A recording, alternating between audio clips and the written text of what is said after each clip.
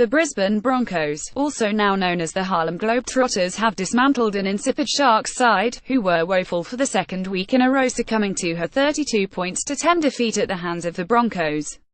Have piled on 86 points in the past fortnight after copying a shock battering by the Eels, and now possess the best attack in the competition, having scored 519 points, averaging almost 25 per game.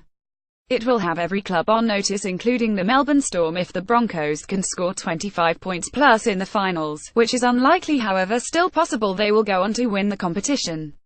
Either way, their attack at the moment is so fluid and they are really combining together as a cohesive unit. There is a similar feel to their 2015 Grand Final charge for mine, and if all players remain fit, they have so many strike players the likes of Nico Rima, Hunt, Milford and Roberts can burst open any match, in any given moment.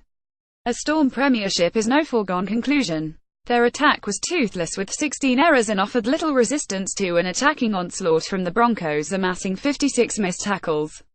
Have lost to teams well below them on the ladder of recent times, only adding to their woes and concerns for their premiership defence. Townsend was so influential to the rise of the Sharks last season and has been nowhere near those efforts this year. Fifita was prematurely branded the best front rower in the game after Origin 1, and despite playing consistent footy has not reached those heights or looked close to it. If the Sharks are to do what no team has since Brisbane, they need to work together as a team and give 100% at times. It seems Lewis is one of the few blokes willing to die for his teammates. Moga, Esses, Hunt, Arrow, Marshall and now possibly Blair are moving to pastures anew for next year and beyond, leaving some gaping holes in the premiership contenders next year. David Mead is contracted until 2018 and is an excellent backline proposition, and Jack Bird's arrival could squeeze Nico Rima back to the bench with Bird to take a halves position. However, it still leaves the club short on stock for backup outside backs and forwards, which has already looked a little skinny this year.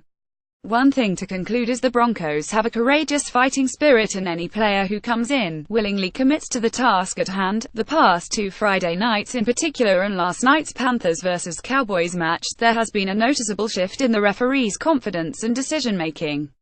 Referees are calling it as they see almost immediately without the use of video technology. It has created a better flow of the game, and in those three matches some of the best football of the season has occurred, with the finals looming around the corner. Is this a good look, or are the referees at times putting the flow of the game over getting the correct decision? Naively taking a look at the players that have played 300 games in the National Rugby League competition, and one comes across a gluttony of superstars of our game.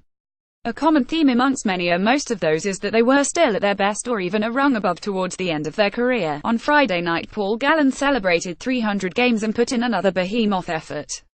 A stocky and short bloke, his attributes are a credit to himself and the work he has endeavoured to put in over the years. A constant contributor of 200 metres if only he let just his actions do the talking. A great of our game. Congratulations on 300 games, Paul Gallen. You deserve it. The cauldron of rugby league, a ground that creates more animosity than any other, with the fiery Queenslanders doing everything in their power to make it a fortress. On Friday night, every time Gallen and Fifita touched the ball, the 37,000-strong crowd booed with great vigour at their distaste for the two New South Welshmen.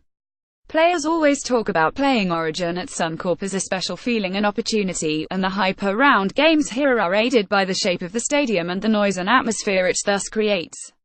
A packed Suncorp Stadium Grand Final would deliver a grand spectacle for all fans to savour on a dry track. It has to be done. Make it happen. Greenberg, what were your highlights from the Broncos' big win over the Sharks? Let us know in the comments below.